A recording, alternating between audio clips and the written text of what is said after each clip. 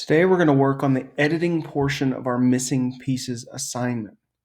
So the first thing I want you to do is download these two pictures, this picture and the picture without our subject.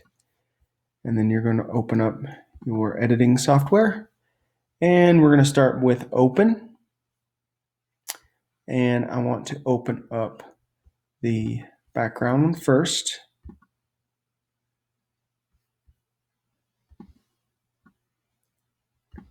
And then once that image is open, I want to file, open, or place embedded the second picture. Now, if you're using Photo P, up here it will say open and place instead of place embedded. So it looks a little bit different in Photo P. There we go. And then once you place it, it usually comes in like you're free transforming it, and you can just hit yes. Now I want to just show you guys what this looks like when we change our opacity. But when you change your opacity, you can see that the two images are perfectly aligned. And that's going to be important when you take your picture to make sure that those are aligned. So you don't need to do the opacity. I just want you to see how that looks.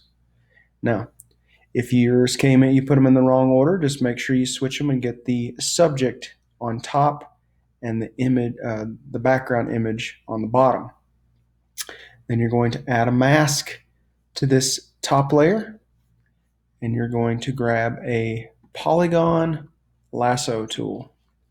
And I'm going to zoom in a little bit so you guys can see what I'm working on. And you're just going to go right down the middle of that chain link with your lasso tool. Every time I'm making a new point, I'm just clicking, and then you can come back and close that. Now, if for some reason it's hard to close it, just hit enter and that will close it for you. Now that I've got this one selected, I'm going to make sure I'm still on the mask, so the mask is highlighted. I'm going to grab my brush and make sure I have black. And remember, you can switch the colors right here. And I have a very small brush, so I'm just going to use, maybe I have a very large brush. There it is. I have too big of a brush. But regardless, make your brush the size that you can work with. And then with the black, paint it out. And then Control D to get rid of the marching ants selection. Or you can undo the select by coming up here to deselect right there, but you'll see on my Mac it's Command D, but on a PC it's Control D, and zoom out, and there you've got your start to your missing pieces. I'll do one more. Let's say I want to do this one, but show the fingers going around the outside, and that's going to look very similar. I'm just going to come around here, but then when I get close to the finger, I'm just going to go around the finger like that.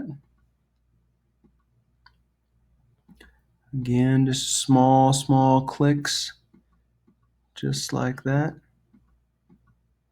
to get it right around the tight. And remember, if you can't quite find the closing, just hit enter and that will close it off. Get our brush again, make sure it's still black, make sure we're still on the mask, and color with black. And then deselect, and you can see how that looks. Now, if I hide this background, you'll see really we're just masking, just like we've done before on other projects and other types of layers. We're just masking, but because these two layers are so matched up in our photograph, you see the background through there. Okay, so looking at our originals, you can see different areas in which you can, types of ways that you can take out different missing pieces. That's where I got the idea for the hand one right there.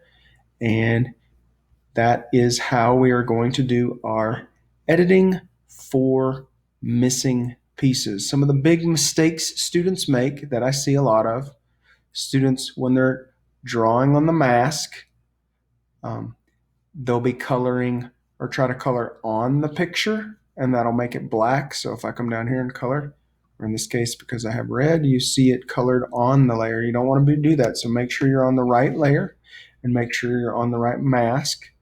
And that's the steps that you need to do for missing pieces.